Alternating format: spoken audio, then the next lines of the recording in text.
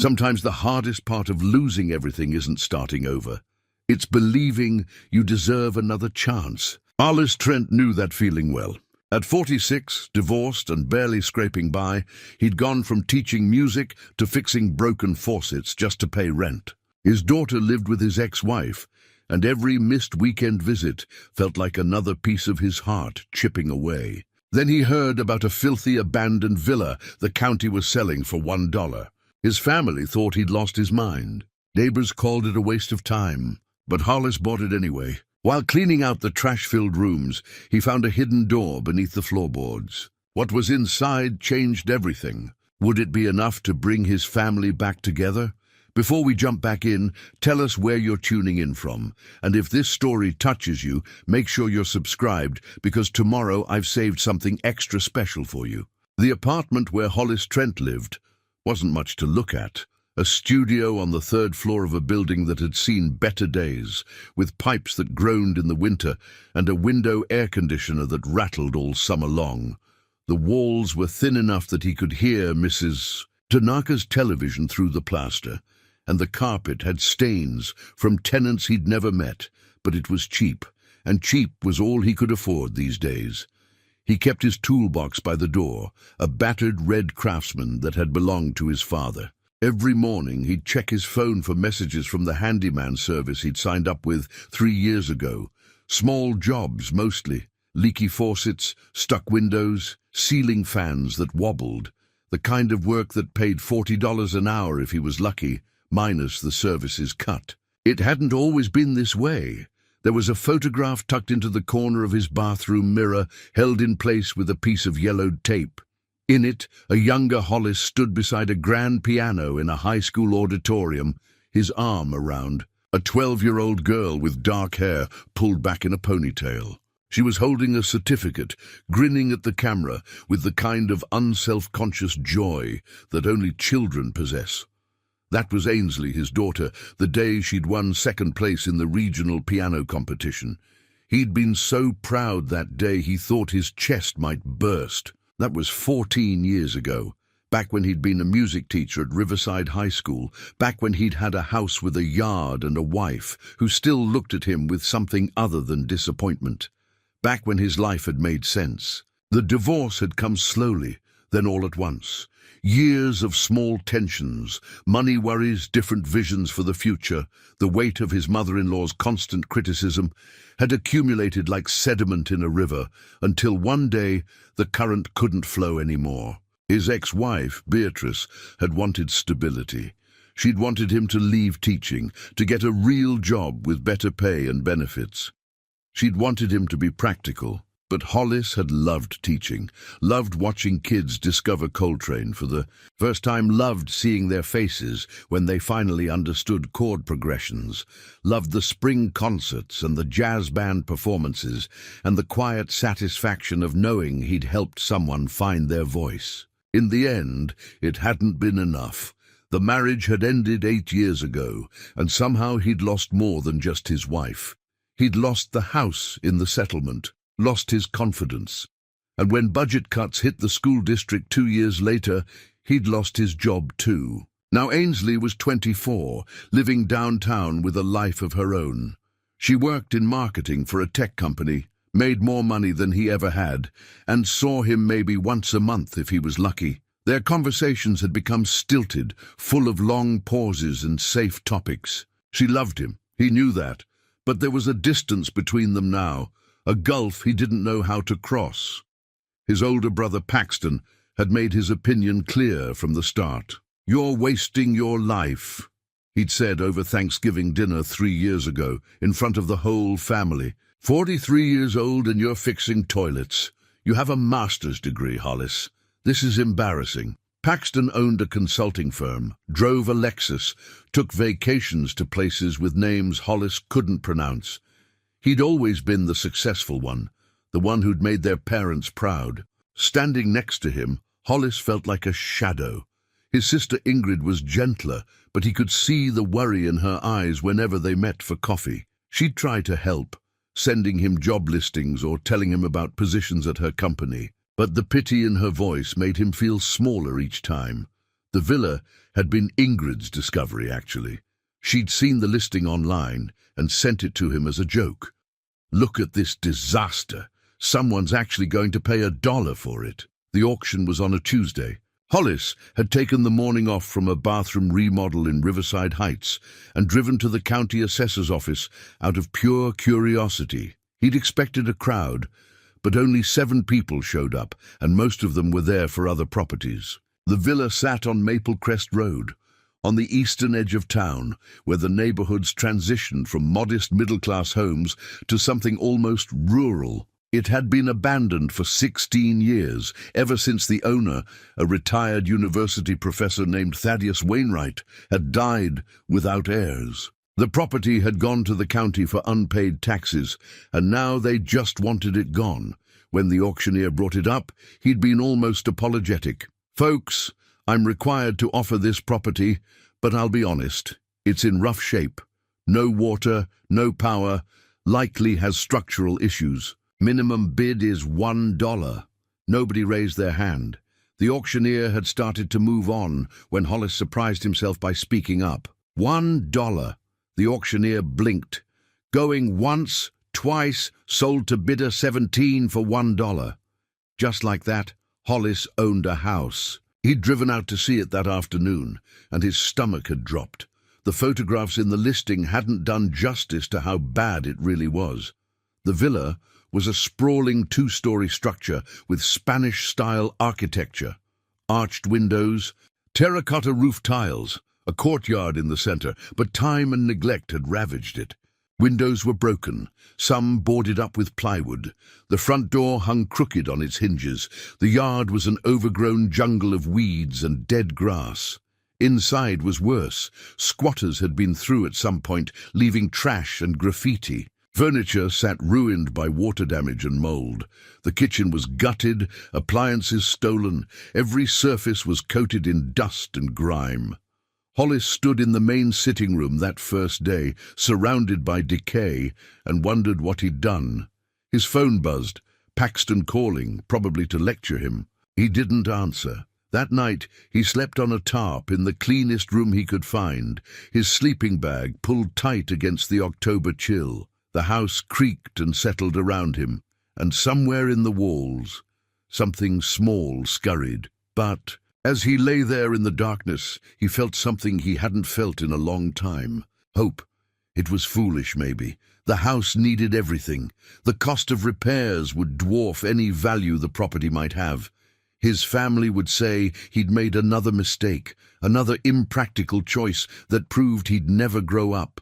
But something about the place called to him. Maybe it was the architecture, the bones of beauty underneath all the damage. Maybe it was the challenge of it, the idea of taking something broken and making it whole again. Or maybe it was simpler than that. Maybe he just needed to prove to himself that he could still build something, still create something meaningful. The next morning, he started cleaning.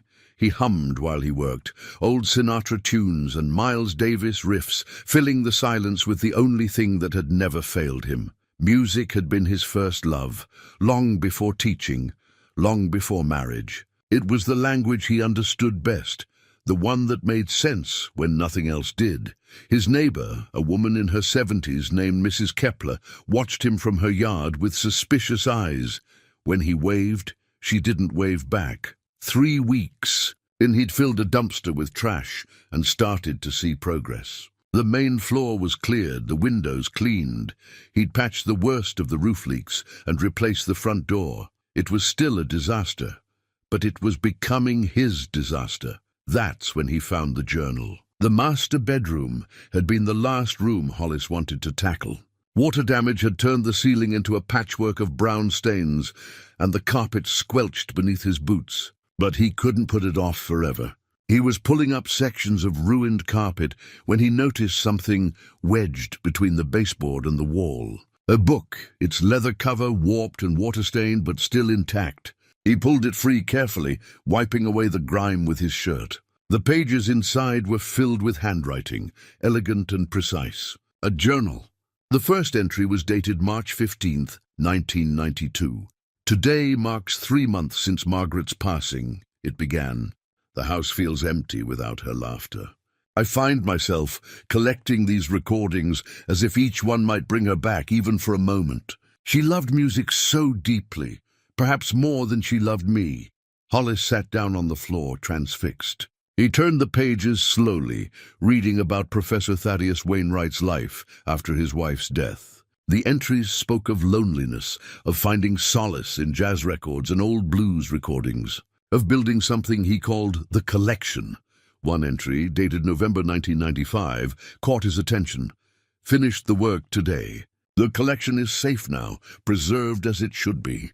Let whoever finds this place one day understand, these aren't just records. They're moments suspended in time, proof that beauty exists even when the world tries to convince us otherwise." Hollis read that passage 3 times. The collection, safe, preserved. He set the journal aside and continued working, but his mind kept returning to those words. What collection? Where would someone hide something in a house like this? That evening, his phone rang. Ainsley's name lit up the screen, and his heart jumped the way it always did when she called. "Hey, sweetheart," he answered, perhaps too eagerly. "Hi, Dad." Her voice was bright, professional, the voice she used at work. "I wanted to let you know something," Kent proposed. "We're engaged." The words hit him like cold water. Kent, her boyfriend of 2 years, the software engineer with the steady job and the 401k. A good man, probably, practical. "That's wonderful," Hollis said, and meant it. "Congratulations. I'm so happy for you. Thanks. We're thinking spring wedding. Nothing too big." A pause. "I'll send you details once we have them." The conversation lasted 5 more minutes, full of pleasantries and careful avoidance of real topics.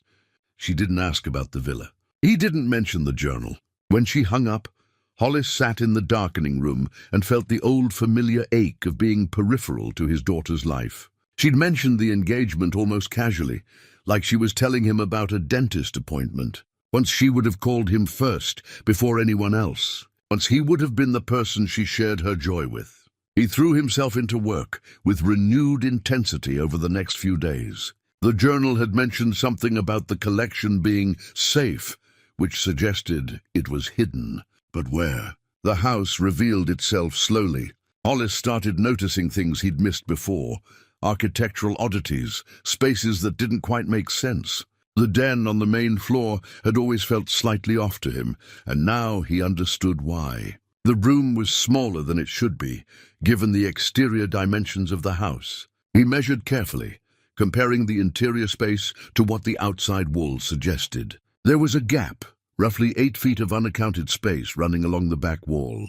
The flooring in the den was original hardwood, scarred and stained, but solid. Hollis got down on his hands and knees, running his fingers along the boards, tapping occasionally. Most of the floor sounded the same, the dull thud of wood over joists and subflooring. But in one corner, near where a bookshelf had once stood, the sound changed, hollow. His heart quickened. He found his crowbar and carefully pried up the first board. It came free with a screech of nails pulling from old wood.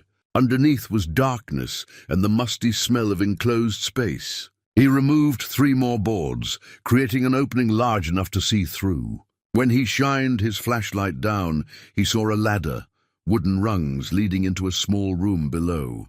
For a moment, Hollis just stared. Then he lowered himself through the opening. The hidden room was perhaps 10 feet by 12 feet, with the ceiling just tall enough for him to stand upright. The walls were lined with wooden crates, stacked carefully, each one labeled with dates and names written in faded marker. He opened the nearest crate with trembling hands. Inside, wrapped in cloth and packed with care, were vinyl records. Not just any records. These were pristine, the kind of condition collectors dreamed about. He pulled one out carefully. An original pressing of John Coltrane's A Love Supreme, the cover art vivid and unfaded. Hollis opened another crate. Miles Davis, Charlie Parker, Thelonious Monk, Billie Holiday, records he recognized, and many he didn't. Some were commercial releases, first pressings worth hundreds or thousands of dollars. Others were hand-labeled, demo tapes and unreleased sessions that might not exist anywhere else in the world. There were dozens of crates, maybe hundreds of records. He sat down on the floor of the hidden room, surrounded by treasures, and felt tears on his face. Not because of their value, though that crossed his mind, but because of what they represented. Professor Wainwright had loved these recordings enough to hide them, preserve them, protect them. Each one had meant something to him, had connected him to his wife, to beauty, to moments that transcended the ordinary pain of living. Hollis pulled out another record at random. The label read Demo Session, the Fletcher Quintet, 1961. He'd never heard of them, but someone had thought this music mattered enough to save it. He stayed in that room for hours, opening crates, examining records, reading the careful labels Professor Wainwright had created. Some had notes, Margaret's favorite, or reminds me of our wedding night, or simply essential. When he finally climbed back up the ladder, it was past midnight. The house felt different now. Not just a ruin he was trying to restore, but a place with a story, with meaning layered into its bones. He tried calling Ainsley, wanting to share the discovery, but she didn't answer. Of course she didn't. It was late, and she had work in the morning and an engagement to celebrate. Hollis sat in the empty sitting room, the journal open in his lap, and read more of Professor Wainwright's entries. The man had been lonely, that much was clear. After his wife died, he'd retreated from the world, spending his days cataloguing his collection and his nights listening to records in the dark. "Sometimes I think about showing these to others," one entry read. "Having people here again the way we used to. Margaret would want that, but I can't seem to open the door. It's easier this way, keeping it all to myself, safer." The last entry in the journal was dated October 12th, 1998, just weeks before Wainwright died. "I've made a mistake," it said. "All this beauty, and I've kept it locked away. What good is preservation if no one ever experiences what you've preserved? If someone finds this after I'm gone, I hope they'll do better than I did. I hope they'll share it." Hollis closed the journal and looked around at the house, still damaged, still needing so much work, but suddenly feeling less empty. Maybe that's what he was supposed to do here. Not just restore a building, but fulfill Professor Wainwright's last wish. Share the music, open the doors. But first, he needed to understand what he actually had. Hollis didn't sleep that night. He spent the hours before dawn in the hidden room, carefully cataloguing what he found. The sheer scope of the collection overwhelmed him. There had to be at least 300 records, maybe more. Each crate held 20 to 30 albums, all meticulously preserved in plastic sleeves, organized by genre and era. He found original pressings of albums that had defined entire movements in music. A first edition of Miles Davis's Kind of Blue, an original blue. Note pressing of Art Blakey's Moanin', unreleased studio sessions from artists whose names he recognized, but whose music he'd never heard in these versions. And then there were the mysteries, the hand-labeled tapes and acetates, recordings from clubs that no longer existed. Musicians who'd never made it big, but whose talent blazed through even after decades of silence. Around 5 in the morning, Hollis remembered something. In one of the upstairs rooms, covered in dust and draped with a stained sheet, he'd seen an old turntable. At the time, he'd thought about throwing it out. Now he ran upstairs to retrieve it. The turntable was a beauty, a vintage Thorens TD-124, worth something on its own. He carried it down carefully, found an extension cord, and set it up in the sitting room. The needle was worn but serviceable. When he plugged it in, the motor hummed to life. Hollis selected a record almost at random, the Miles Davis recording he'd found first. He placed it on the turntable with the reverence it deserved, lowered the needle, and waited. The first notes filled the empty room like water filling a vessel. The trumpet's voice, warm and contemplative, speaking a language beyond words. Hollis closed his eyes and felt something inside him crack open, a place that had been sealed shut for years. He hadn't played music, really played and listened to music since before the divorce. There'd been no time, no space, no energy for it.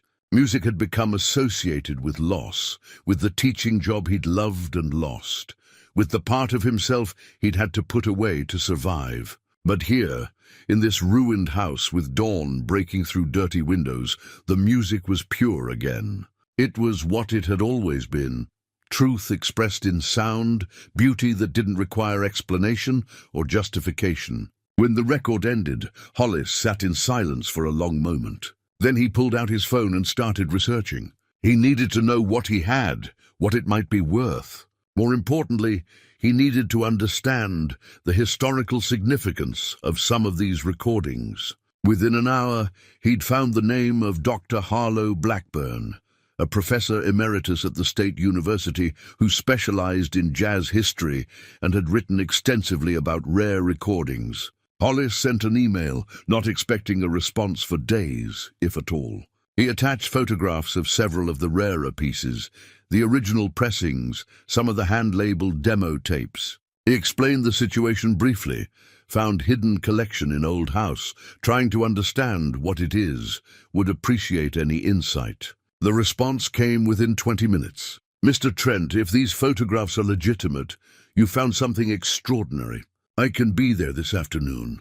Please don't touch anything else until I arrive. H.B. Hollis spent the morning in a daze. He cleaned the sitting room, swept and mopped, opened windows to air out the mustiness. He wanted the space to be presentable, wanted to honor what Professor Wainwright had created.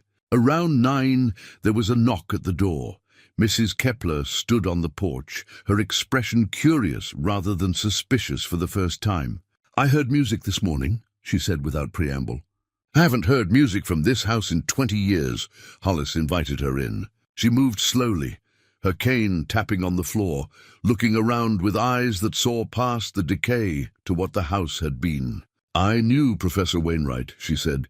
Not well, but enough to say hello. He was a kind man. After his wife passed, he became a ghost. We'd see him sometimes, always alone, always quiet. The music stopped then, too. He used to play records with the windows open in summer. Beautiful music. She paused in the sitting room, where the turntable still sat. Is that his collection? The one we all wondered about. You knew about it? Hollis asked. Rumors. His wife told my late husband once that Thaddeus had a treasure hidden away. We thought maybe it was money or jewelry. Never imagined it was this. She looked at the crates he'd brought up. What will you do with it? I don't know yet, Hollis admitted. I'm trying to understand what it is first. Mrs. Kepler nodded slowly. My husband loved jazz. He would have given anything to hear some of these. He passed in 2003. Sometimes I still miss him so much I can't breathe. She touched one of the crates gently. Music helps with that, doesn't it? The missing. After she left, Hollis stood alone in the sitting room and thought about her words. The missing. Yes, music helped with that. It always had. Dr. Blackburn arrived at 2 o'clock sharp, a tall man in his 70s with white hair and sharp eyes behind wire-rimmed glasses. He carried a leather satchel and moved with the focused energy of someone on a mission. Show me, he said. Hollis led him to the hidden room.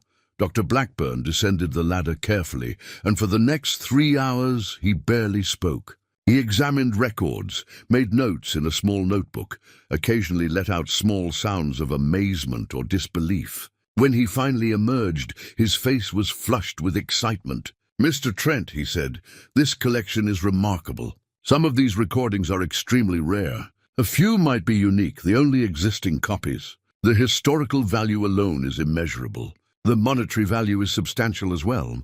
I'd estimate the entire collection could be worth $200,000, possibly more to the right buyers. The number hit Hollis like a physical blow.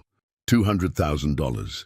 It was more money than he'd made in the last 5 years combined. It would solve every financial problem he had. He could help Ainsley with the wedding. He could pay off his debts. He could stop fixing toilets and maybe, just maybe, find a way back to teaching. However, Dr. Blackburn continued, I would urge you to consider the collection's cultural significance. These recordings tell a story about American music, about artists who deserve to be remembered. If you're willing, I'd like to help you document and preserve this collection. Create a proper archive. Perhaps eventually find a way to share it with scholars and enthusiasts. You mean don't sell it, Hollis said. I mean consider what Professor Wainwright intended. He could have sold these at any time. He chose to preserve them instead.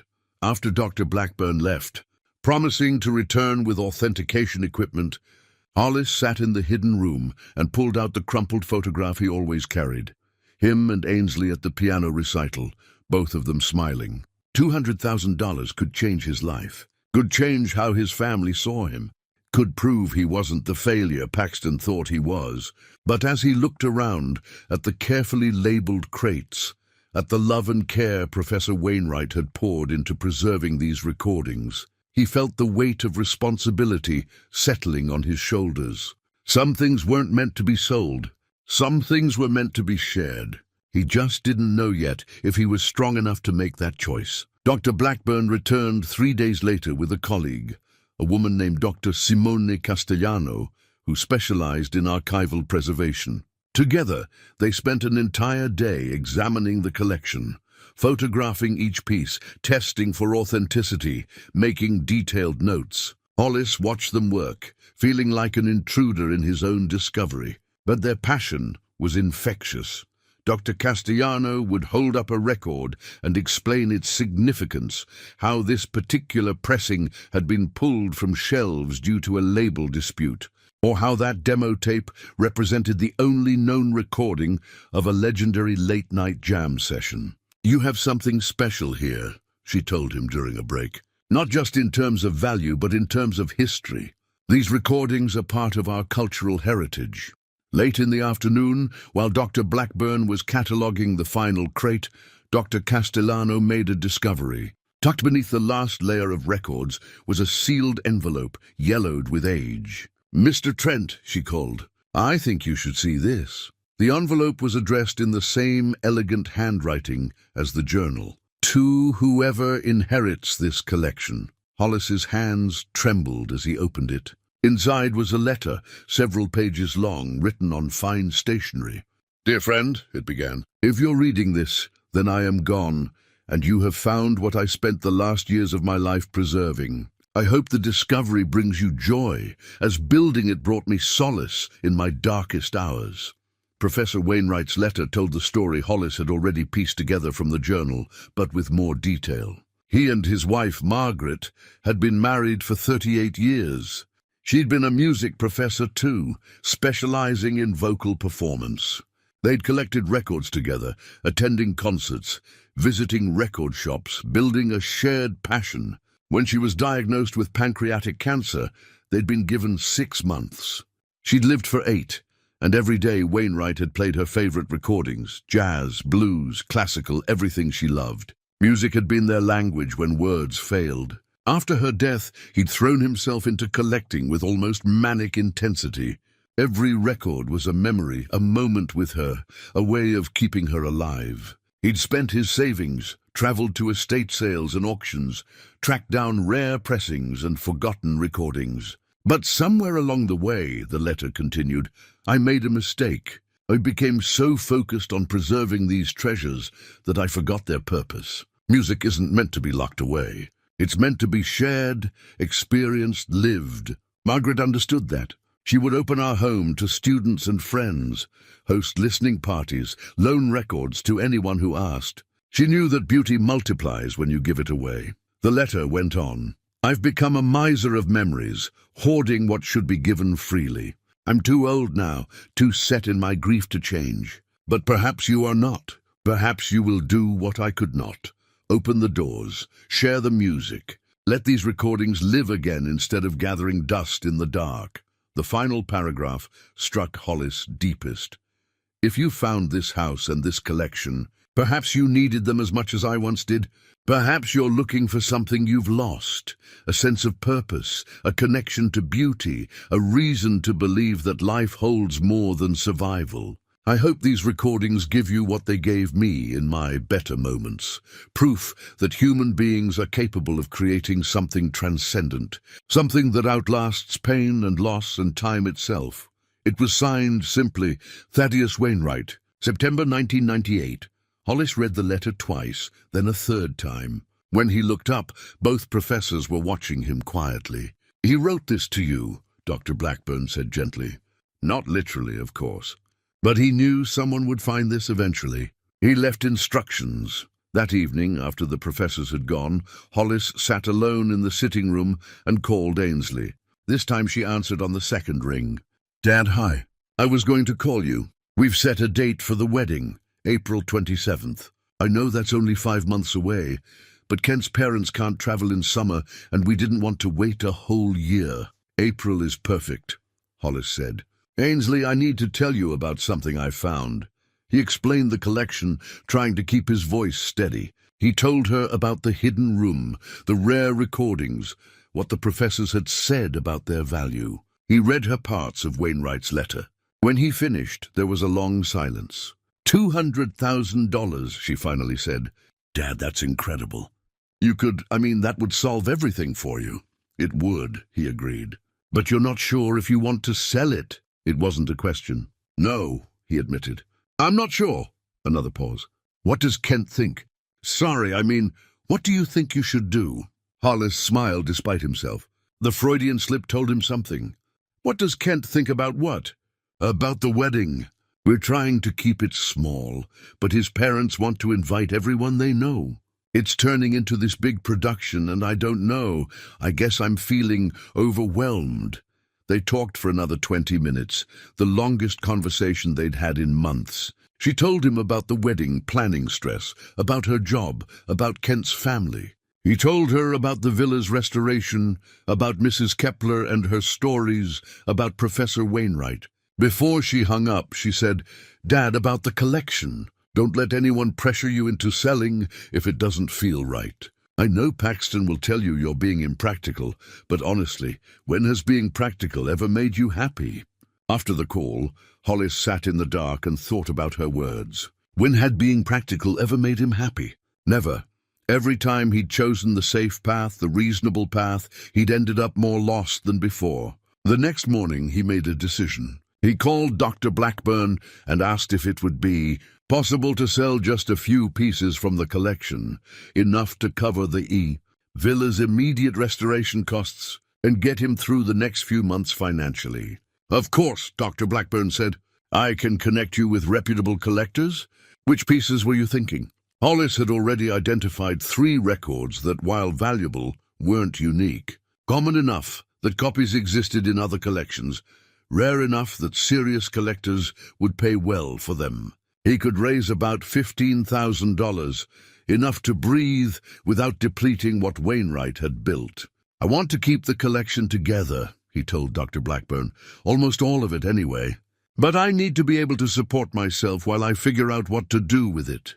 "That's very wise," Dr. Blackburn said. "And it honors Professor Wainwright's intentions. He wouldn't want you to suffer for the sake of preservation." Within a week, Dr. Blackburn had found buyers for the 3 records. The money arrived in Hollis's account like rain after a drought. Not enough to be wealthy, but enough to keep working on the villa without panic, enough to buy materials and pay for the permits he needed. He stood in the sitting room, looking at the space with new eyes. The room was large, with high ceilings and good acoustics. The windows faced east, letting in morning light. It could be beautiful. He started sketching plans. Comfortable seating, proper shelving for the records, good lighting, maybe a small performance space in the corner. Not a museum, not a private collection. Something in between. A place where people could come and listen, really listen, the way music was meant to be heard. Mrs. Kepler brought him coffee one afternoon while he worked. "You're going to open it to people," she said, reading his expression.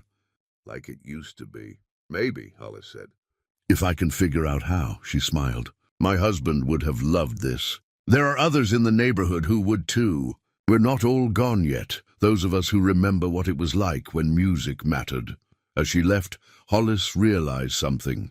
He wasn't alone in this. The collection belonged to him legally, but it belonged to something larger in spirit, to the community, to the history it represented, to everyone who'd ever found solace in a song. He just had to be brave enough to share it. 2 months passed in a rhythm of work and discovery. Hollis fell into a routine. Mornings spent on handyman jobs to cover basic expenses, afternoons and evenings devoted to the villa. The $15,000 from the record sales gave him breathing room, let him buy materials without panic, pay for the professional help he needed for electrical and plumbing work. The house transformed slowly. He replaced broken windows, patched walls, sanded and refinished the hardwood floors in the sitting room.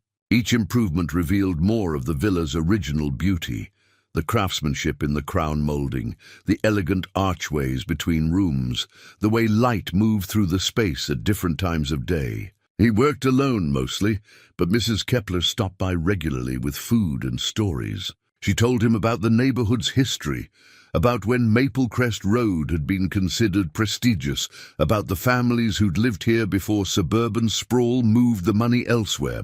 Professor Wainwright used to host gatherings, she said one afternoon, watching Hollis install new light fixtures before his wife died. Small groups, maybe 10 or 15 people. They'd sit in that very room and listen to records for hours. No talking, just listening. It was like church, my husband said, but better. Hollis found himself thinking about those gatherings constantly. What would it take to recreate that? Not exactly the same. Times had changed, people had changed, but something in that spirit. A place where music mattered, where people could experience it without distraction. He started making plans more seriously. Drew sketches, measured spaces, calculated costs. The sitting room could hold maybe 20 people comfortably. He'd need better seating, proper acoustic treatment, a high-quality sound system to do the recordings justice. It was ambitious, probably foolish, but it felt right in a way nothing had felt right in years. In early December, while organizing his storage unit to make room for materials, he found a box he'd packed away after the divorce. Inside were teaching supplies, old lesson plans, and buried at the bottom, a cassette tape in a plastic case. The label read, "For Ainsley, Dad's Favorites."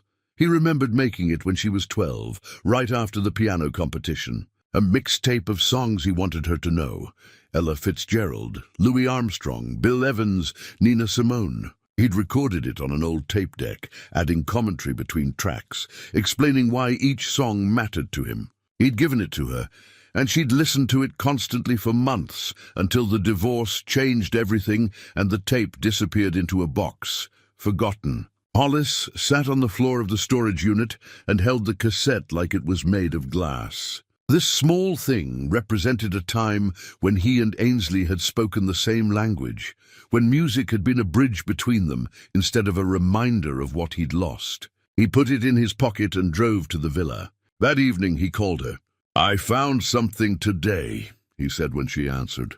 "The mixtape I made you. Remember that?" A pause. "Oh my God, I forgot about that tape. I loved that tape. I thought maybe you'd want it back. I could mail it to you or—" "Actually," Ainsley interrupted, "I've been meaning to come see the house. Kent's curious too. Would this weekend work?"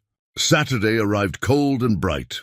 Hollis had spent the previous day cleaning obsessively, wanting the villa to make the right impression. He'd made real progress. The sitting room was nearly finished, warm and inviting with the refinished floors and new paint. The collection was organized on temporary shelving, each record properly catalogued. Ainsley arrived at 2 with Kent, a tall man in his 30s, with an easy smile and careful eyes. He shook Hollis's hand firmly.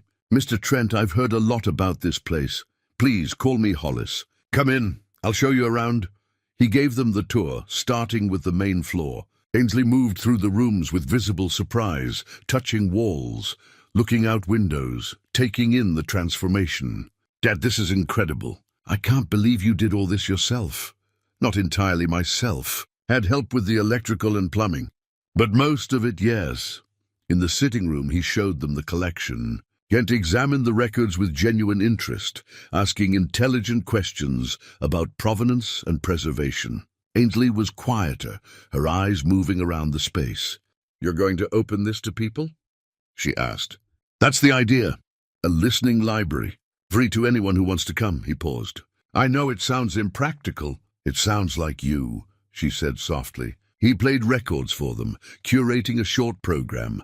Coltrane, Billie Holiday, a demo tape from an unknown pianist that made all 3 of them fall silent. The music filled the space the way it was meant to, creating a shared experience that felt almost sacred. When the last record ended, Kent spoke first. "This is special, really special. You're creating something people need." "He's right," Ainsley added. It's not impractical, Dad. It's necessary. The world has enough practical things. They talked for another hour about the vision for the space, about logistics and challenges. Kent offered advice from a financial perspective, how to structure it as a non-profit, potential grant opportunities, ways to cover operating costs. You'll need insurance, of course, Kent said, and proper documentation for the collection. But it's doable. People do harder things every day. Before they left, Ainsley hugged him tightly. I'm proud of you, she whispered. This is who you're supposed to be. In the car, driving away, she reached over and squeezed Kent's hand. Her father was building something real, something meaningful. For the first time in years, he looked alive. After they left, Hollis returned to the sitting room and sat in the gathering dusk. Ainsley's words echoed in his mind. This is who you're supposed to be. Maybe she was right. Maybe this was always who he was supposed to be. Not the successful professional Paxton wanted him to be. Not the practical provider Beatrice had needed. But someone who created space for beauty, who preserved things that mattered, who believed music could heal. His phone buzzed. A text from Paxton. Heard about your record collection. Call me. Hollis stared at the message, debating. He hadn't spoken to his brother since the auction, hadn't wanted to hear the criticism he knew was coming. But putting it off wouldn't make it easier. He called. You've lost your mind, Paxton said without preamble. Ingrid told me you're planning to give everything away. Do you understand how insane that is? You could sell that collection, invest the money, set yourself up properly for once in your life. I sold 3 pieces, Hollis said calmly. That was enough. Enough? Enough for what? To keep living in that dump, fixing toilets until you're 70. You have a chance here, Hollis, a real chance. And you're throwing it away because of some romantic notion about sharing music with strangers. It's not romantic, Hollis said. It's what the collection is meant for. According to who? Some dead professor you never met? He doesn't get to make decisions for you. No, but he gets to be an example. He tried hoarding beauty and regretted it. I'm not going to make the same mistake. Paxton was silent for a moment. You're really going to do this? Turn your life into some kind of charity project? I'm going to honor what I found. That's different. It's the same pattern, Hollis. You've always chosen the impractical path, always put ideals ahead of reality. That's why you lost your job, why your marriage failed, why you're in this mess in the first place. The words stung because part of Hollis wondered if they were true. But another part, the part that had been growing stronger since he found the collection, knew that wasn't the whole story. Maybe, he said, or maybe I just never found the right thing to build until now. Either way, it's my choice to make. He hung up before Paxton could respond. His hands were shaking, but he felt oddly calm. For years, his brother's disapproval had felt like an indictment. Now it just felt like noise. The cassette tape sat on the table where he'd left it. Tomorrow he'd mail it to Ainsley, let her rediscover those songs, those moments of connection. Maybe she'd listen, maybe she wouldn't, but at least she'd know he'd kept it, that he'd remembered. Outside, the winter sun set early, painting the sky orange and purple. Hollis turned on the lights in the sitting room, put on a record, Miles Davis again, the one he'd played that first morning, and sat in the space he was creating. The house was becoming what it was meant to be, and so was he. January brought snow and complications. Hollis woke one morning to find the sitting room ceiling had developed a new leak, water staining the fresh paint he'd applied just weeks before. The roof needed more work than he'd realized, and the estimate from the roofer made his stomach drop. $8,000, minimum. He sat at his kitchen table in the small apartment he still rented, staring at his bank balance. The money from the record sales was mostly gone, spent on permits and materials and the endless small expenses of restoration. He had maybe $3,000 left. Not enough. The practical thing would be to sell more records. Dr. Blackburn had interested buyers lined up, collectors who'd pay premium prices. Just 5 or 6 pieces would cover the roof and leave enough for contingencies. It would be so easy. Instead, Hollis found himself back in the hidden room, searching through Professor Wainwright's remaining papers. There had to be more letters, more guidance, something to help him understand what he was supposed to do. Behind the last crate, he found a small metal box he'd missed before. Inside were more documents, deeds, insurance papers, and buried beneath them, an envelope marked personal. The envelope contained a contract, yellowed and brittle. Hollis unfolded it carefully. It was dated March 1962 from Columbia Records, offering Thaddeus Wainwright a recording contract as a solo pianist. The terms were generous, a 3-album deal with substantial advance payment and promotional support.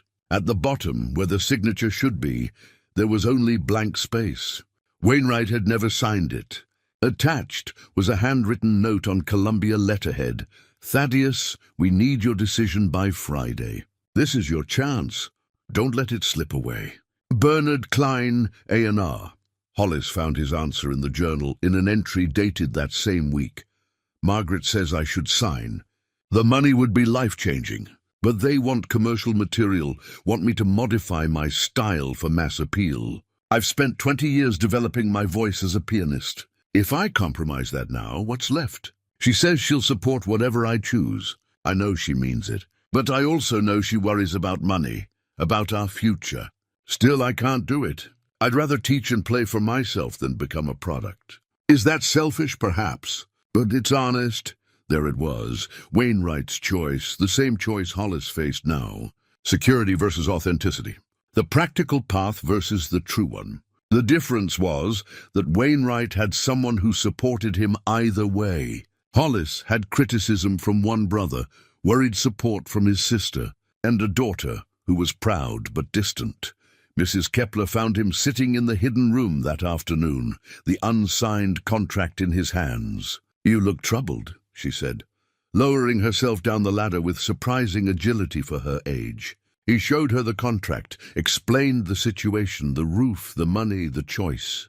She was quiet for a long moment. "My husband had a similar choice once," she finally said. "He was an engineer, got offered a job in Houston with triple his salary. We would have been comfortable for life. But it meant leaving here, leaving his mother who was sick, leaving the community theater where he volunteered. He turned it down. Do you regret it?" Hollis asked. "Some days, yes. When money was tight, when we couldn't afford things we wanted. But mostly. No, he was happy here. He died happy, knowing he'd lived honestly. That's worth more than comfort." After she left, Hollis made his decision. He wouldn't sell more records. He'd find another way. He spent the next week applying for every grant he could find.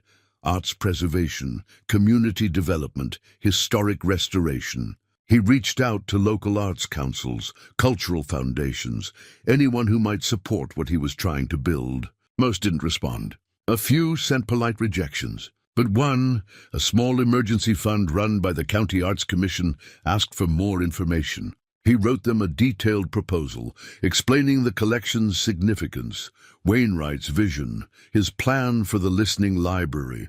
He included photographs of the villa's transformation, letters of support from Dr. Blackburn and Dr. Castellano, testimonials from neighbors. The waiting period was 2 weeks. Meanwhile, he covered the leak with tarps and kept working on everything else. The sitting room might have a stained ceiling, but the rest could still be perfect. Word had spread in the neighborhood. People started stopping by, retired teachers, old jazz enthusiasts, former students of Wainwright's who'd heard about the collection. Hollis gave informal tours, played records for visitors, shared Wainwright's story. An elderly man named Otto Brennan came by one afternoon, introduced himself as a former student. "Professor Wainwright changed my life," Otto said, standing in the sitting room with tears in his eyes. "I was a terrible piano student, no talent whatsoever. But he taught me to listen, really listen. That skill served me better than any recital ever could have. I became a sound engineer because of him."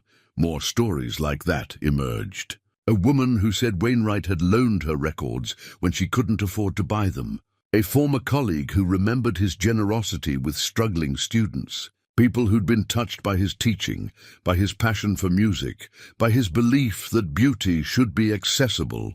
Hollis realized the collection wasn't just recordings. It was the physical manifestation of a life spent believing that music mattered, that beauty mattered, that taking time to truly listen was an act of resistance against a world that moved too fast. Ingrid visited mid-January, brought him groceries and stayed to help paint. They worked in comfortable silence for a while before she spoke. "Paxton's struggling," she said. "His business lost a major contract. He's worried about making payroll." Hollis stopped painting. "I didn't know." "He won't admit it. Too proud. But that's why he's been so angry about your collection. He sees you choosing this path when you could have money, and it feels like judgment. Like you're saying money doesn't matter. That's not what I'm saying. I know that. But he doesn't. He's built his whole identity on financial success. When that's threatened, he attacks the people who've chosen differently. Makes him feel better about his own choices." Hollis thought about the unsigned contract, about Wainwright's choice.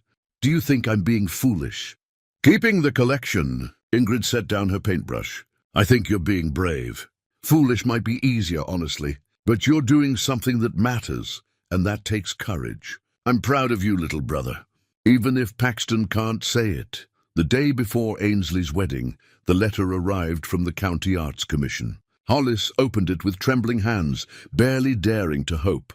"Dear Mr. Trent, we are pleased to inform you that your application for emergency preservation funding has been approved. A grant of $12,000 has been allocated to support the restoration and preservation of the Wainwright collection and villa. $12,000. More than enough for the roof. Enough for proper shelving and acoustic treatment, enough to actually open the space the way he'd envisioned." Hollis sat on the floor of the villa and cried. Not just from relief, though that was part of it, but from something deeper, validation. The community believed in what he was building. They saw value in preserving beauty, in creating space for connection, in honoring Wainwright's legacy. He called Ainsley immediately. "Dad, is everything okay?" "Everything's wonderful," he said, and meant it. "I got the grant. The villa, it's really going to happen." Her joy came through the phone like sunlight. "Dad, that's amazing. See? I told you it would work out. I couldn't have done it without you," he said. "Without you believing in me." Tomorrow was her wedding. Tomorrow he'd walk his daughter down the aisle, be part of her new beginning. But today, right now, he had his own beginning to celebrate. The roof could be fixed. The sitting room could be completed. The doors could open. Professor Wainwright's dream, and now his dream too, could become real. The wedding was everything Ainsley had wanted. Small, intimate, honest. Only 40 guests in a restored barn on the outskirts of town. String lights hanging from the rafters, simple flowers on rough wooden tables. She told Hollis she and Kent had decided to stop trying to please everyone and just create something that felt like them. When the music started and Hollis offered his arm, Ainsley looked at him with clear eyes. She wore her grandmother's pearl necklace and a dress she'd found at a vintage shop, simple and elegant. Beautiful in a way that had nothing to do with expense. "You ready, Dad?" she asked. "I've been ready for this moment since you were born," he said. They walked down the aisle together, and Hollis felt the eyes of relatives he hadn't seen in years. Paxton was there with his wife, sitting stiff and uncomfortable in the third row. Ingrid smiled through tears, but Hollis only saw Ainsley, radiant and certain, walking toward the life she'd chosen. When the officiant asked who gave this woman, Hollis said, "Her mother and I do with love and gratitude," and meant every word. He kissed Ainsley's cheek and took his seat, feeling both loss and fullness in equal measure. The ceremony was brief and personal. Kent and Ainsley had written their own vows, words that spoke of partnership and growth and choosing each other every day. When they kissed as husband and wife, the barn erupted in applause. At the reception, Hollis found himself cornered by relatives with questions about the villa, the collection, his plans. He answered patiently, aware of Paxton watching from across the room. It was Ainsley who saved him, appearing at his elbow with a request. "Dad, I want to do the father-daughter dance now." And I picked the song. The opening notes of "What a Wonderful World" filled the barn, Louis Armstrong's gravelly voice, tender and full of hope. Hollis remembered singing this song to Ainsley when she was small, when nightmares woke her and only music could soothe her back to sleep. They moved slowly across the floor, and Ainsley rested her head on his shoulder the way she had when she was little. "Thank you for not giving up," she whispered. "On the house, on yourself, on us.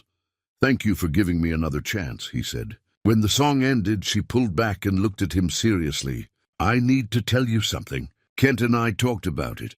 We want to make a donation to the Wainwright house.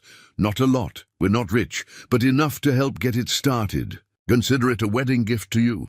Hollis shook his head. "Sweetheart, you don't need to." "I know I don't need to. I want to. This is important, Dad. What you're building matters. Let us be part of it." Later, after the speeches and the cake, Hollis sat with Ingrid at one of the back tables. They watched Ainsley and Kent dance, watched the celebration unfold with quiet satisfaction. "You raised a good woman," Ingrid said. "She raised herself, mostly. I just tried not to mess her up too badly," Ingrid laughed. "You did better than you think." She paused. "Paxton's here. That's something, is it?" "For him, yes. He's hurting Hollis. The business problems are worse than I told you. He might have to declare bankruptcy. Coming here, watching Ainsley celebrate, knowing he can't afford to be generous the way he always has been, it's killing him." Hollis looked across the room to where Paxton stood alone by the bar, nursing a drink. His brother looked older than his 50 years, tired in a way that had nothing to do with sleep. "I should talk to him," Hollis said. "Maybe wait until after the wedding," Ingrid suggested. "Don't give him a chance to make a scene." But as guests started leaving and the evening wound down, Hollis found himself approaching his brother. Paxton stiffened when he saw him coming. "Hell of a party," Paxton said, his words slightly slurred. "Small but nice, practical." "She's happy," Hollis said. "That's what matters." They stood in uncomfortable silence. Finally, Paxton spoke. "Ingrid tells me you got some grant for your project." "I did." "Good for you." The words came out bitter. "Nice when things work out." "Paxton, don't! Whatever you're about to say, just don't. I don't need your pity." "It's not pity. It's an invitation. The Wainwright house opens in 6 weeks. I could use help. You said once you know bookkeeping. I need someone to help with that. It's not paid, but charity work." Paxton laughed harshly. "That's what you're offering me?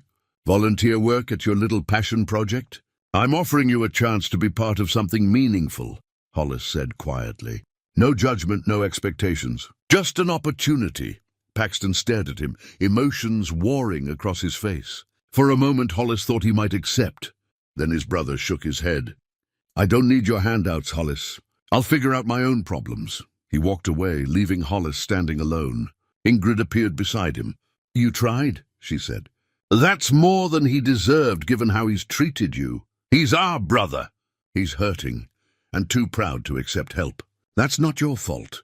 Hollis drove home late that night, the roads empty and dark. The wedding had been beautiful, his daughter radiant, the day everything it should have been. But Paxton's pain nagged at him. How strange that his brother, who'd had everything Hollis thought he wanted, was now the one struggling, while Hollis felt, for the first time in years, like he was exactly where he should be. The villa was dark when he arrived. He let himself in, turned on lights, walked through the rooms he'd spent months restoring. Tomorrow the roofing crew would start.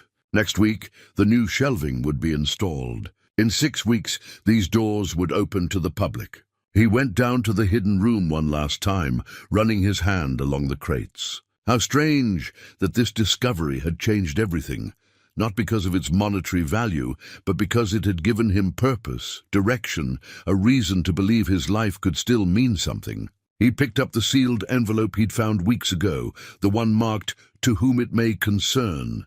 He'd read the letter inside multiple times, but tonight he needed to read it again. He climbed back up with the envelope and sat in the sitting room under the stained ceiling that would soon be repaired. The letter was several pages long, but one passage stood out tonight. "The tragedy of my life was not Margaret's death. Death comes to us all. The tragedy was how I responded to it, how I locked myself away with these recordings, hoarding beauty instead of sharing it. I became a curator of my own loneliness. Don't make that mistake, friend. Whatever you've lost, Whatever brought you to this house, don't let it make you small. Let it make you generous. Hollis folded the letter carefully and set it aside. He pulled out his phone and texted Paxton, "The invitation stands whenever you're ready. No pressure. Just know you're welcome." He didn't expect a response tonight. Maybe not ever, but he'd extended the hand. The rest was up to his brother. Outside, the February wind rattled the windows. Inside, the villa was warm, full of possibility. Hollis turned off the lights and locked the door, already thinking about tomorrow's work. The collection had been hidden for 20 years, waiting for someone to find it. Now it had been found, and soon it would fulfill its purpose. Not locked away, but shared. Not hoarded, but given freely. Just as Professor Wainwright had wished. Just as Hollis was finally learning to do. Opening day was set for March 15th, the same date Professor Wainwright had written his first journal entry after Margaret's death.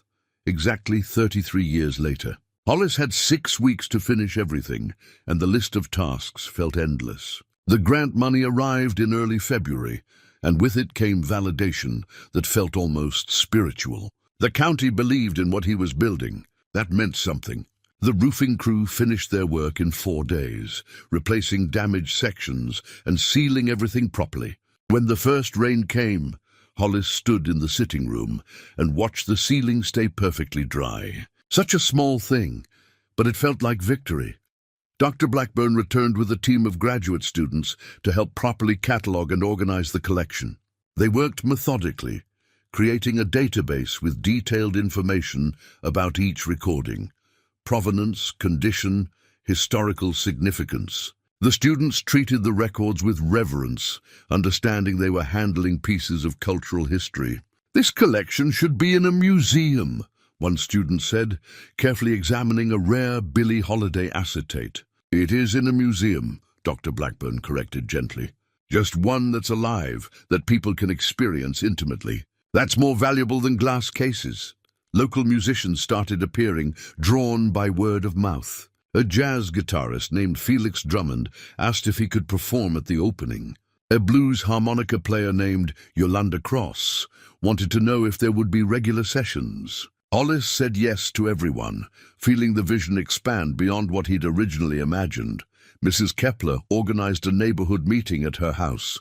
20 people showed up, retired teachers, long-time residents, artists, music lovers. They wanted to help. "This house was important once," Mrs. Kepler told the group. "It can be important again." But Hollis can't do it alone. They formed committees. Someone would handle publicity. Others would create a schedule for performances. A retired librarian named Maureen Caldwell volunteered to staff the space during open hours. A carpenter offered to build custom display cases for photographs and memorabilia. "Why are you all doing this?" Hollis asked, overwhelmed by their generosity. "Because places like this matter," Maureen said simply.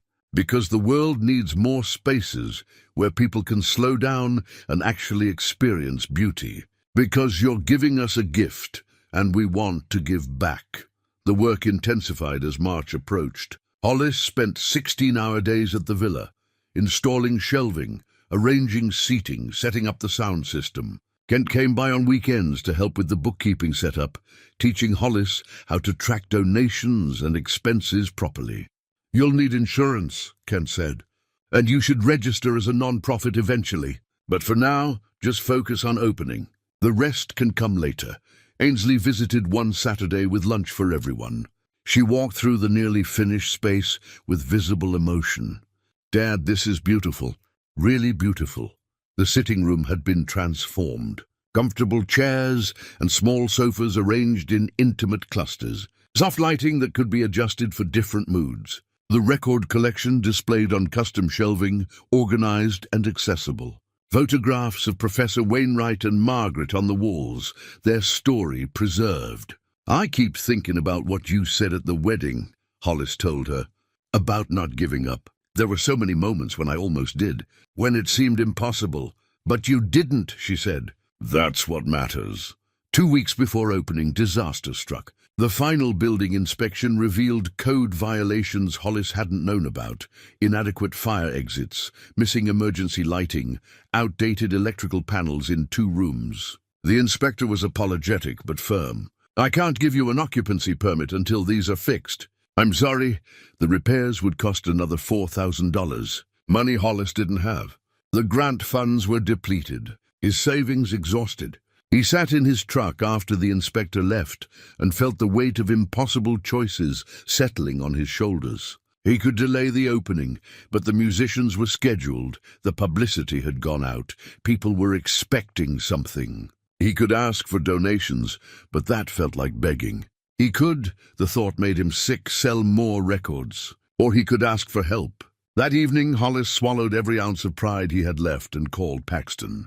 The phone rang 4 times before his brother answered. "What do you want?" Paxton's voice was flat, tired. "I need help," Hollis said simply. "The villa needs code compliance work before I can open. It's $4,000 I don't have. I'm asking if you could loan it to me. I'll pay you back. I just need time." The silence stretched so long, Hollis thought the call had dropped. "You're calling me for money," Paxton finally said. "After everything, after choosing your precious collection over financial security, now you need money from me. I know how it sounds. You don't know anything." Paxton's voice broke. "You think I have $4,000 to loan? I'm 3 months behind on my mortgage, Hollis. My business is failing. I might lose everything. And you're calling me for a loan?" Hollis closed his eyes. "I didn't know. Ingrid said you were struggling, but I didn't realize." "Of course you didn't realize. You've been too busy with your project to notice anyone else's problems." The bitterness in Paxton's voice cut deep. "I can't help you. I'm sorry, but I can't." The call ended. Hollis sat in the darkness of his truck, feeling like he'd failed at everything that mattered. But the next morning, Mrs. Kepler knocked on the villa door with news. She'd overheard his conversation with the inspector and had taken it upon herself to spread the word. The neighborhood committee had decided to hold an emergency fundraiser. "We're having a benefit concert this Saturday," she announced. "Felix and Yolanda are organizing it. We'll charge admission, ask for donations. We'll get you the money you need. Mrs. Kepler, you don't have to—" "Hush, this isn't charity. This is community. There's a difference. The benefit concert happened in the villa's courtyard, hastily organized but full of heart. 50 people showed up, paying $20 each for admission. Local musicians performed. Mrs. Kepler set up a donation table. People gave what they could, $10, $50, $100. By evening's end, they'd raised $3,800. Close enough. Hollis stood before the crowd, unable to speak for a long moment. Finally he managed, "Thank you, all of you. This place, what we're building here, it's not mine. It's ours." Professor Wainwright understood that. Beauty belongs to everyone. The electrical work was completed in 3 days. The fire exits were upgraded. The emergency lighting installed. When the inspector returned for the final check, he smiled and handed Hollis the occupancy permit. "Good luck with the opening," he said. "The neighborhood needs places like this." Opening day was 1 week away. The space was ready. The collection was organized. The volunteers were scheduled. Everything was in place. Hollis stood alone in the sitting room late that night, exhausted but filled with something he hadn't felt in years, certainty. This was right. This was what he was meant to do. His phone buzzed. A text from an unknown number. "This is Paxton. I'm sorry about the other night. I was wrong to speak to you that way. If the invitation still stands, I'd like to help. No promises, but I'd like to try." Hollis read the message 3 times, then typed back, "It stands. Come by any time. The doors would open in 7 days. The music would play. People would gather, listen, connect." And Hollis Trent, who'd bought a ruined villa for $1 and found something worth more than money, would finally understand what it meant to come home. Opening day arrived with clear skies and unseasonable warmth for mid-March. Hollis woke at dawn in his apartment, too nervous to sleep longer. He showered, dressed in the one good shirt he owned, and drove to the villa as the sun rose over the hills. The house looked different in morning light, transformed, purposeful, alive. The sign out front, handmade by a local artist, read, "The Wainwright House, a listening library. Free to all. Open today, 10 a.m.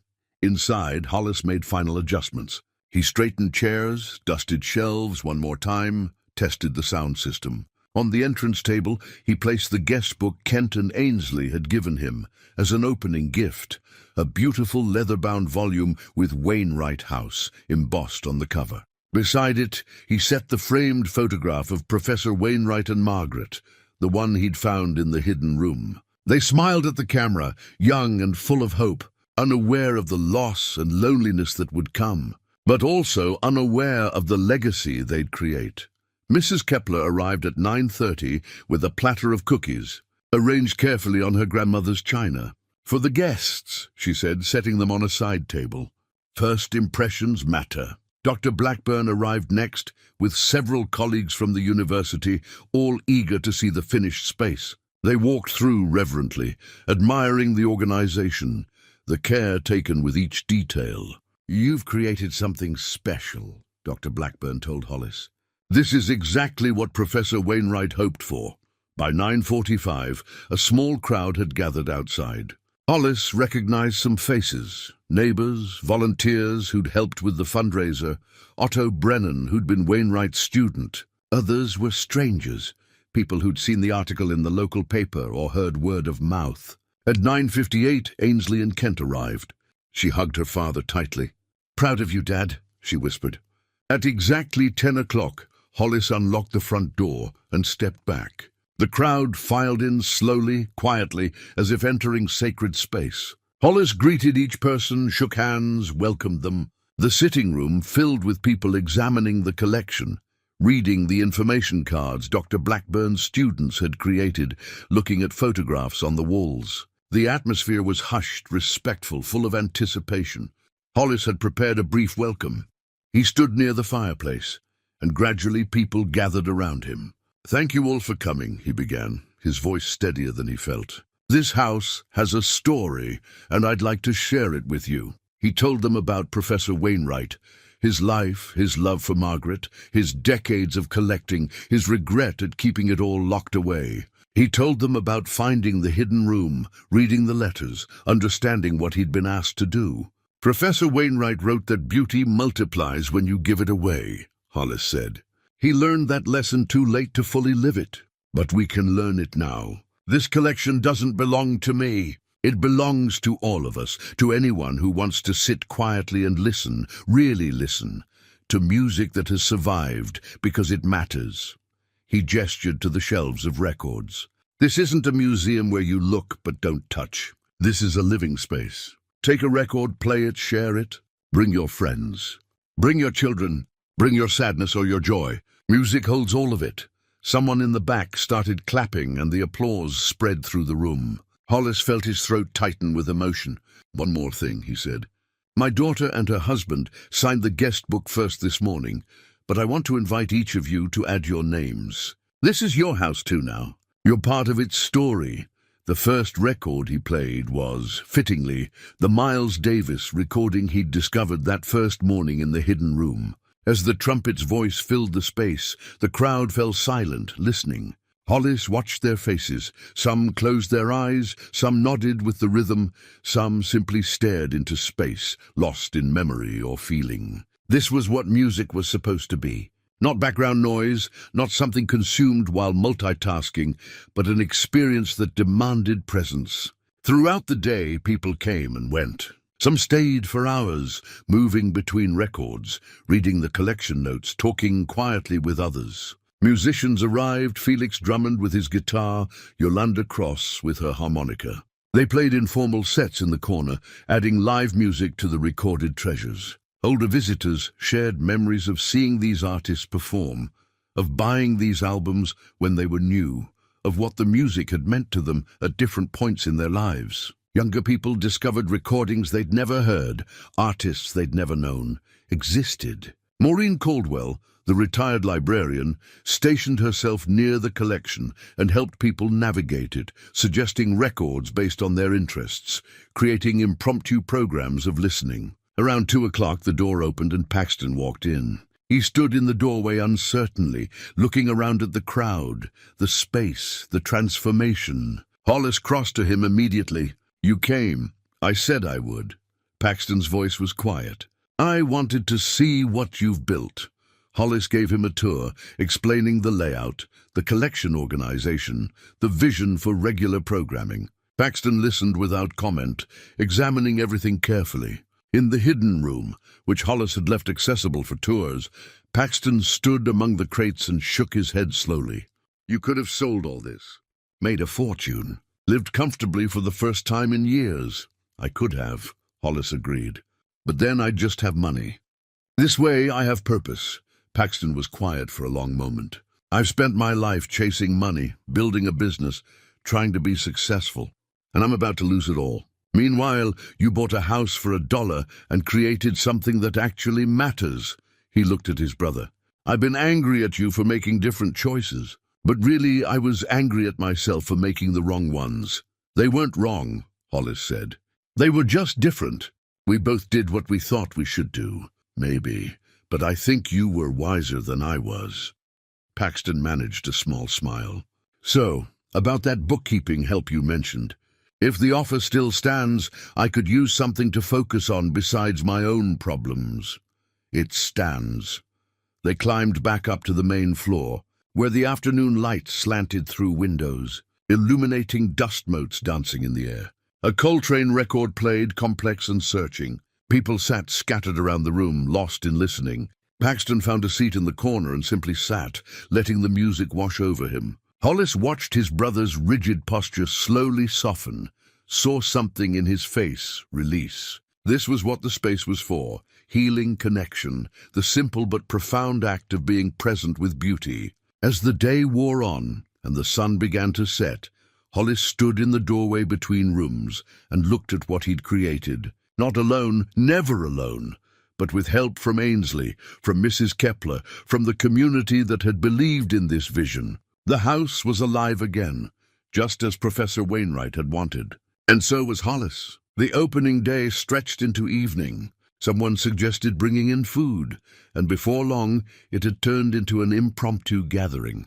People shared meals on paper plates, talked between records, formed connections over shared musical memories. Felix Drummond played a jazz standard, and several older couples got up to dance in the courtyard, moving slowly under the string lights Mrs. Kepler had hung. Hollis watched from the doorway, amazed at how naturally it had all unfolded. Around 7, as the crowd began to thin, Ainsley found him sitting alone in the hidden room. She lowered herself down the ladder and sat beside him on the floor. "Tired?" she asked. "Exhausted, happy. I don't know what I am." "You're exactly who you're supposed to be." She leaned her head on his shoulder. "I've been thinking about something. When I was little, before the divorce, you used to play music all the time. I'd come home from school and hear it from the driveway. Then it stopped. The house got quiet." "Your mother wanted quiet," Hollis said. "She said the music gave her headaches. She wanted control," Ainsley corrected gently. "She wanted everything a certain way. And you tried to become what she needed. But it wasn't really you, was it?" Hollis thought about those years, the slow suffocation of trying to be practical, responsible, quiet, trying to fit into a life that never quite fit him. "No," he admitted, "it wasn't me. This is you. This place, this generosity, this belief that beauty matters. That's who my father is. I'm glad I get to see him again." They sat in comfortable silence, surrounded by the crates of records, the physical manifestation of one man's love and another man's redemption. "Kent and I have been talking," Ainsley said. "We want to establish a fund for the Wainwright House. Not much at first, maybe a few thousand a year, but steady support, so you don't have to worry constantly about keeping the doors open. Ainsley, you don't have to." "I know I don't have to. I want to. This matters, Dad, not just to you, but to everyone who walks through that door. People need places like this, where they can stop and breathe and remember what it feels like to be moved by something beautiful." Upstairs, someone started playing "What a Wonderful World," the song from the wedding. Ainsley smiled. "Come on. One more dance with your old man before I go home to my husband." They climbed back up to find the sitting room nearly empty. Just Mrs. Kepler, Paxton, Kent, and a handful of others remained. The record played softly, Louis Armstrong's voice filling the space with warmth. Hollis and Ainsley danced slowly in the middle of the room. Over her shoulder he saw Paxton watching, something complicated in his expression. Not envy exactly, but recognition maybe, of what had been lost by choosing different paths, but also of what might still be possible. When the song ended, people began gathering their things to leave. They signed the guest book, thanked Hollis, promised to return. Mrs. Kepler was the last to go, kissing his cheek at the door. "It was a good day," she said simply. Margaret and Thaddeus would be proud. Finally, only family remained. Ainsley and Kent said their goodbyes, promising to visit next weekend. Paxton lingered, helping Hollis straighten chairs and pick up stray cups. "This was something," Paxton said, stacking chairs. "Watching people today, seeing what you created. I think I'm starting to understand." "Understand what?" "Why you made the choices you did. I always thought success meant money, security, respect. But watching you today, seeing people's faces when the music played, that's success too. Maybe more real than what I've been chasing." Hollis set down the cups he'd been collecting. "You're not a failure, Paxton. The business struggles don't define you. Maybe not. But they've shown me what does define me, and I don't like it much. I've been so focused on winning that I forgot why I was competing in the first place." He paused. "I'd like to take you up on that bookkeeping offer. Not just to help you, but to help myself. I need to be part of something that isn't about profit margins and market share. You're welcome here, any time." They finished cleaning in companionable silence. When Paxton finally left, Hollis walked through the empty house one more time, turning off lights, checking locks, making sure everything was secure. In the sitting room, he paused by the guest book. 43 names filled the first pages. 43 people who'd chosen to spend part of their day in this space, listening, connecting, being present. He thought about the journey that had brought him here, the divorce, the lost job, the years of struggle, the $1 auction bid that everyone had said was crazy, finding the hidden room, reading Wainwright's letters, making the choice to share rather than sell. Every moment had led to this, a house full of music and memory, doors open to anyone who needed what it offered. His phone buzzed. A text from Ainsley. "Love you, Dad. Today was perfect." Hollis typed back, "Love you too, sweetheart. Thank you for believing in me." He turned off the last light and stood in the darkness for a moment, listening to the house settle around him. It was quiet now, but it was the good kind of quiet. The quiet after celebration, after connection, after something meaningful has happened. Tomorrow, the doors would open again. People would come, listen, share. The music would play, the community would gather, and Hollis Trent, who'd spent years feeling like a failure, would wake up knowing he'd built something that mattered. He locked the front door and walked to his truck, looking back at the villa one more time. The moonlight illuminated its Spanish arches, its terracotta tiles, its windows that had witnessed so much: loss and love, isolation and community, death and rebirth. The house wasn't just livable now, it was alive, and so was he. 3 months later, on a warm June evening, Hollis stood in the courtyard of the Wainwright house and watched the sun set through the trees. The space had become what he'd hoped, a living, breathing place where music connected people across generations and circumstances. The listening library operated 4 days a week now, staffed by volunteers who'd become friends. Maureen Caldwell ran Tuesday and Thursday afternoons with the precision of her librarian days. Mrs. Kepler hosted Saturday mornings, always arriving with fresh-baked goods. Paxton, true to his word, came Wednesday evenings to handle the books and paperwork. He'd found unexpected peace in the routine, in being part of something that asked nothing of him except presence. Regular programming had developed organically. Felix Drummond led a monthly jazz appreciation session. A group of high school music teachers brought students for listening workshops. Otto Brennan started a series on the history of recording technology, using the collection to illustrate how sound preservation had evolved. The guest book had filled its first 100 pages. Hollis read through the entries sometimes, moved by what people wrote. "Finally found a place where I can breathe. My father would have loved this. Thank you for reminding me why music matters." Not everyone who came was elderly. Young people discovered the space too, musicians researching influences, students working on projects, couples looking for something different from the usual entertainment. The collection spoke across decades, proving that beauty wasn't bound by age.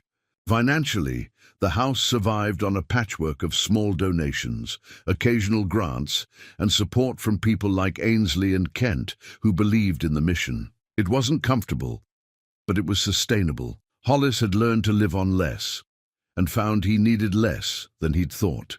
His relationship with Ainsley had deepened in ways he hadn't imagined possible. She visited regularly, sometimes alone, sometimes with Kent. They'd sit and listen to records, talk about life, share comfortable silences.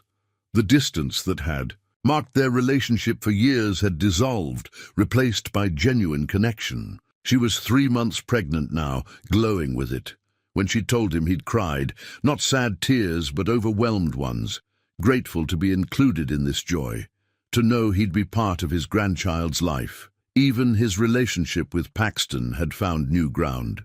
His brother's business had indeed failed, forcing him into bankruptcy and a painful reckoning with his own values. But working at the Wainwright house had given him purpose during the worst of it. They talked now, really talked, in ways they never had before, about failure and success, about what mattered, about the different ways men tried to prove their worth. I spent 30 years building something I didn't even like, Paxton had admitted one evening while they closed up. You spent 6 months building something people love. I don't know if that makes you wiser or just luckier, but either way you were right and I was wrong. We were both right for ourselves, Hollis had replied. You just took a longer path to get here. This evening, a small crowd had gathered for a special program. Dr. Blackburn was presenting research on the collection's most significant pieces, and people had come from across the state to hear it. The presentation had just ended, and now guests mingled in the courtyard, drinks in hand, talking about music and memory. Hollis moved through the crowd, greeting people, accepting thanks and compliments with the humility that had become natural to him. He didn't think of himself as special. He'd just been lucky enough to find something worth preserving and brave enough to share it. Ainsley appeared at his elbow, Kent beside her. Dad, we should go soon. Early day tomorrow, but we wanted to give you this first. She handed him an envelope. Inside was a check, their annual donation to the Wainwright House Fund, larger this year than last. We can't afford this, Hollis protested. We can, Kent said firmly, and we want to. This place gives more than it takes, Hollis. That's rare. After they left, Hollis stood alone for a moment, watching the last light fade from the sky. Inside, he could hear voices, laughter, the clink of glasses. The house was full again, alive with conversation and community. He thought about Professor Wainwright, about the letters and journals, about a man who'd learned too late that beauty locked away was beauty wasted. But his mistake had become Hollis's lesson. His regret had become someone else's redemption. Mrs. Kepler found him standing there. You look contemplative, she said, just thinking about how strange life is. A year ago I was fixing toilets and sleeping on a tarp in a ruined house. Now this. Now you've given people something they didn't know they needed, she corrected. That's not strange. That's grace. The guests began leaving, signing the book on their way out, thanking him again. Dr. Blackburn was the last to go, pausing at the door. You know what you've created here, don't you? He said.